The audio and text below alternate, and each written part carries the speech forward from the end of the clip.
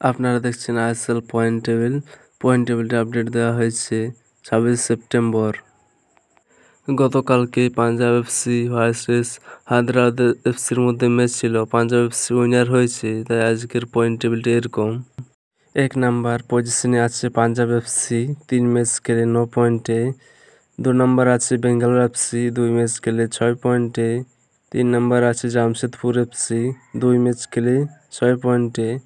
4 number আছে Mohun Bagan SG, 2 match খেলে 4 পয়েন্টে। 5 নাম্বার আছে চেন্নাইন এফসি, 2 ম্যাচ খেলে 3 পয়েন্টে। 6 নাম্বার আছে কেরালা ব্লাস্টার, 2 ম্যাচ খেলে 3 পয়েন্টে। 7 নাম্বার পজিশনে আছে নর্থ ইস্ট ইউনাইটেড, 2 ম্যাচ খেলে 3 পয়েন্টে। 8 নাম্বারে আছে মুম্বাই সিটি, 2 ম্যাচ খেলে 1 পয়েন্টে। 9 নাম্বারে আছে এফসি গোয়া, 2 ম্যাচ খেলে 1 পয়েন্টে। 10 নাম্বারে আছে মোহামেডান এসসি, 2 ম্যাচ খেলে 1 পয়েন্টে।